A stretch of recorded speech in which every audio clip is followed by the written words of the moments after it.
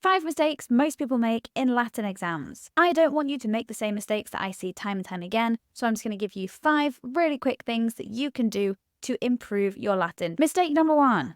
People do not read the context. Every time you're given a Latin passage, you are given a bit of English at the beginning, even if it's just the title, to help you understand what is going on. It might give you some names of people, it might give you some place names, and it gives you a general gist of what has happened just before that passage, so you know what you're going into. This is a really easy thing to miss if you are just diving straight into that translation or that comprehension, but take a breath, take a second, read the context, it will really help. Mistake 2, they ignore the glossary.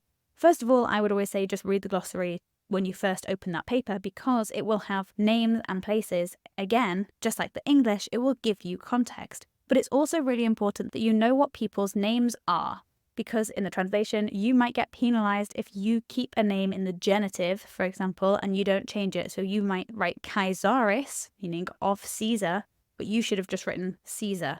So do look at the glossary. It will give you a bit of a hint about what's going on. If there's lots of difficult terminology about weapons, or if there's lots of really niche vocabulary about grain, you know what the context of this passage is. And you're not going to be spooked when it turns out to be a treatise on farming.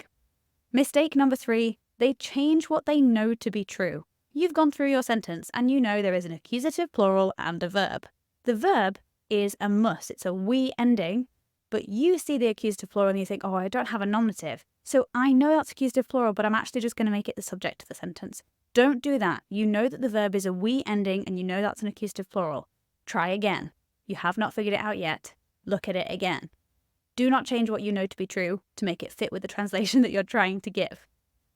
Number 4, loads of people do not cross off words as they translate. It's really easy in a Latin translation or a Latin comprehension to miss out words.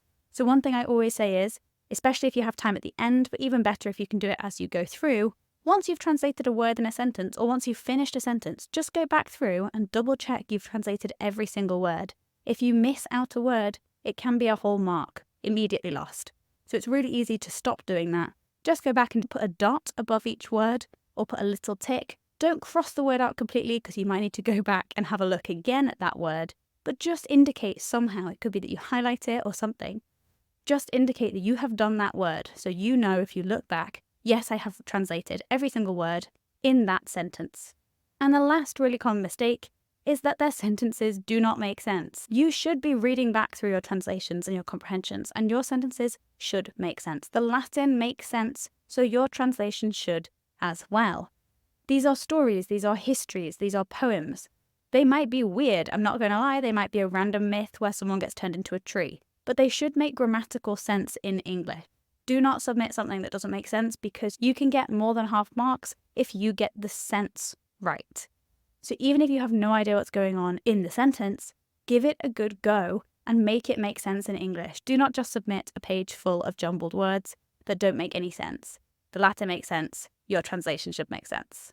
So brief recap for your exam checklist of what you should do. 1, read the English. 2, check the glossary for those key terms. 3, stick to the facts that you already know to be true about the Latin, and don't change things to make them fit your idea of the translation. Number 4, check off words as you go through to make sure you've translated every single part. And number 5, make your translation make sense. I hope this has been helpful. If you need some extra help, some extra guidance, then go and download my 3 simple steps to instantly improve your Latin translations. You can find it in the link below. It's free to download, but it's just something to keep in mind as you go through translations. What's your biggest trouble with translations? What do you struggle with most? Let me know in the comments. Thanks so much for watching, and I'll see you next time on bambasbat.